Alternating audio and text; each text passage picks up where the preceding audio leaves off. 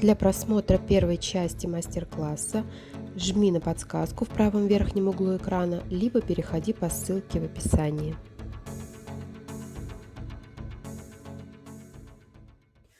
Итак, после того, как мы связали и отпарили наши два квадрата, берем один из них, у которого еще ниточка не оторвана, да, и продолжаем вязание прямо этой же ниточкой. Начинаем вязать боковушку прямо от самого квадрата. Так, петельку протягиваем вот сюда, на уголочек. Далее вяжем первый столбик точно таким же способом, как и во всех предыдущих рядах. То есть я не делаю никакие воздушные петли подъема, а вяжу первый столбик вот таким вот образом. Провязали первый столбик. Он у нас относится к вот этой угловой воздушной петельке. И далее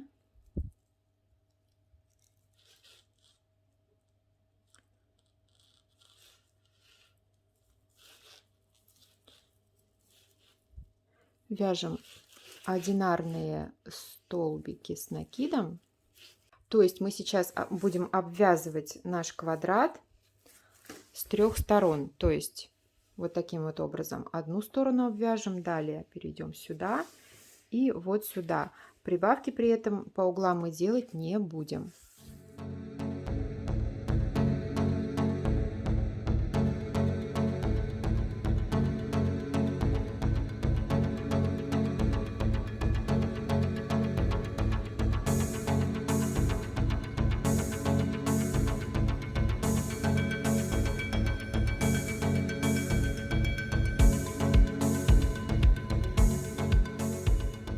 Дошли до уголка, и здесь вот в эту воздушную петельку мы провязываем один столбик, так как она у нас считается также полноценной петлей. Один столбик провязали и перешли на вторую сторону квадрата. Продолжаем вязание столбиками с накидом. Итак, обвязали наш квадрат с 3 сторон. Последний столбик провязываем в воздушную петлю угла. И далее переходим к вязанию второго ряда. Разворачиваем вязание и вяжем первый столбик.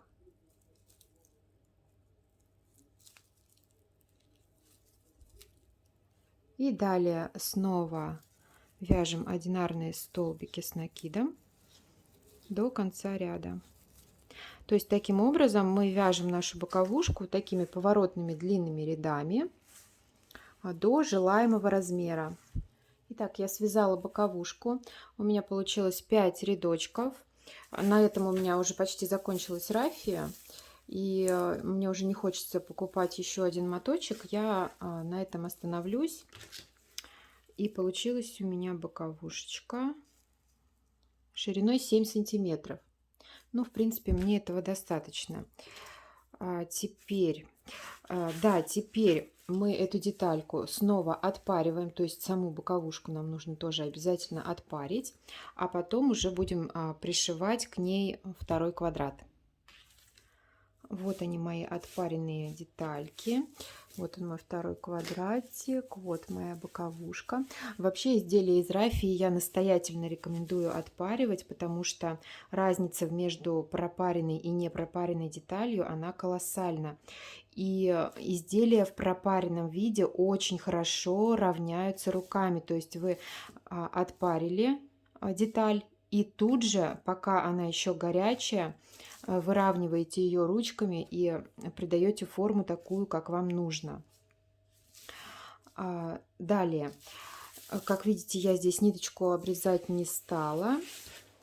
Я оставила где-то 1,5 метра на пришивание детали. Теперь я вставляю ее в иглу для пряжи.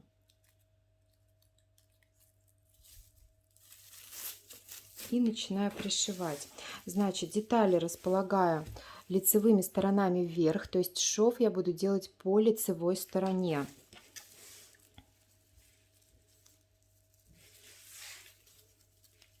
Так, квадрат у меня лицевой стороной ко мне располагается, и эта деталь лицевой стороной от меня получается. Так, закреплю ниточку таким вот образом, чтобы у меня тут ничего не распускалось и не вылезали никакие петельки. Вот, смотрите, сейчас так зафиксирую нить и начну пришивать с воздушной петли нашего уголка. Вот она, воздушная петелька. Вот она.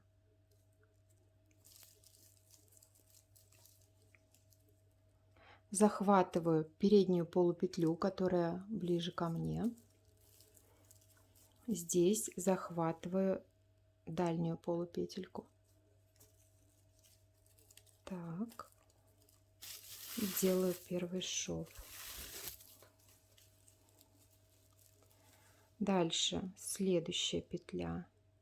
Захватываю ближнюю полупетельку, здесь захватываю дальнюю полупетельку.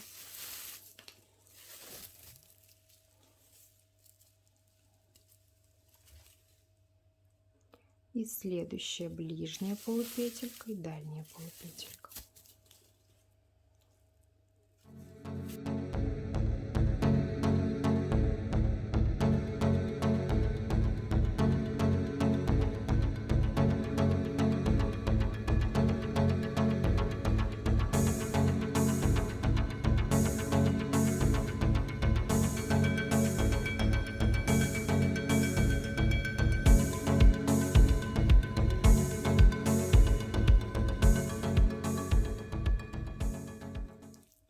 Так, делаю последний шовчик вот в эту среднюю петельку.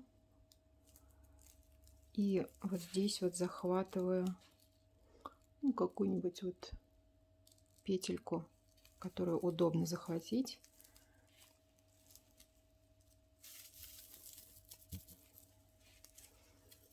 Все, следим, чтобы здесь у нас все сошлось ровненько, чтобы не было никаких бугров, неровных стыков. Так, закончили шов. Вот что у меня получилось. Его, естественно, можно еще пропарить утюжком, чтобы сумочка была поровнее. Здесь у нас тоже все хорошо. Так.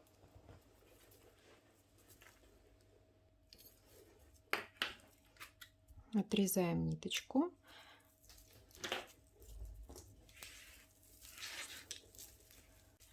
Закрепляем хвостик. Выводим его на изнаночную сторону. И здесь вот таким вот образом закрепляем.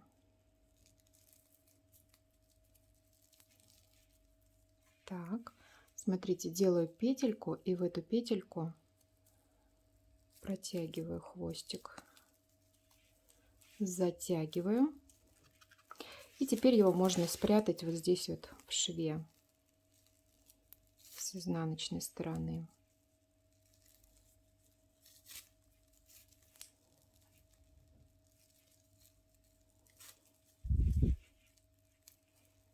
Итак, сумочка почти готова. Нам осталось только пришить ручки. Пришивать я их буду с помощью той же самой рафии. Здесь у меня осталось ровно 4,5 метра. И вот мне нужно уложиться в этот кусочек. Соответственно, у меня на каждую ручку уйдет чуть больше 2 метров. Сейчас я этот отрезочек поделю пополам. И буду пришивать.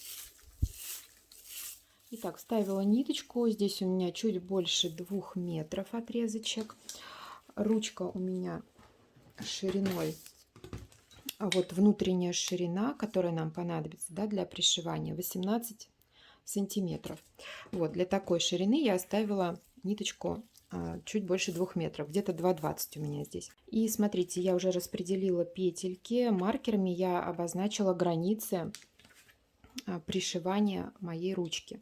Значит, пришивать я буду, вводить иголочку буду под верхушечку столбика, вот здесь вот вверху, и внизу через 2 ряда вот в эти вот отверстия между рядами, вот сюда. То есть у нас будет один шов вот такой вот величиной в 2 ряда. Таким образом будет пришиваться ручка. Вот. И здесь вот будут такие шовчики. Значит, что я делаю? В следующие петельки за маркером я ввожу иголочку под шапочку столбика. Так. Дальше.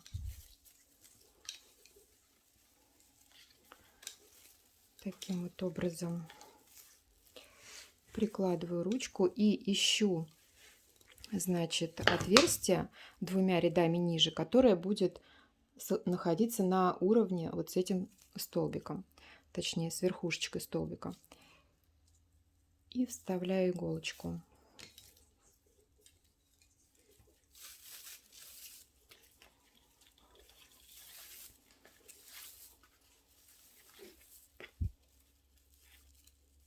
Так, здесь хвостик придерживаю, чтобы он у нас никуда не убежал. Дальше делаю следующий шов.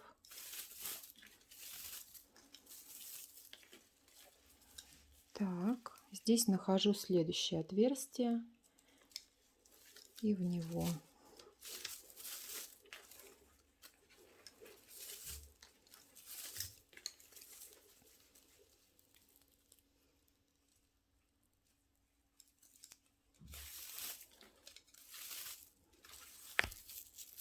Так.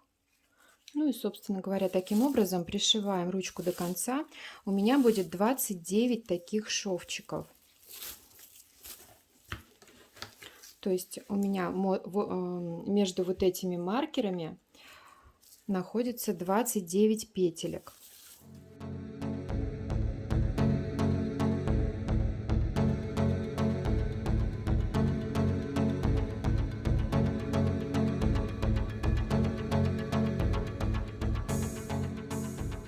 Так, все, первую ручку я пришила, сделала 29 шовчиков. Единственный нюанс, смотрите, здесь, когда будете пришивать, необходимо следить, чтобы рафия у вас не перекручивалась, чтобы она ложилась вот такими ровными полосочками. Видите, вот даже в некоторых местах она у меня немножко перекрутилась и уже так вот выглядит не очень. Вот, теперь мне необходимо спрятать хвостики. Я это буду делать с помощью крючка, естественно. Так, но сначала нам нужно их закрепить. Закрепляем таким же образом, как мы закрепляли шов. Так.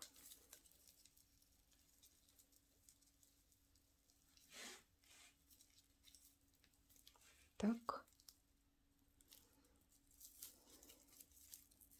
И затягиваем.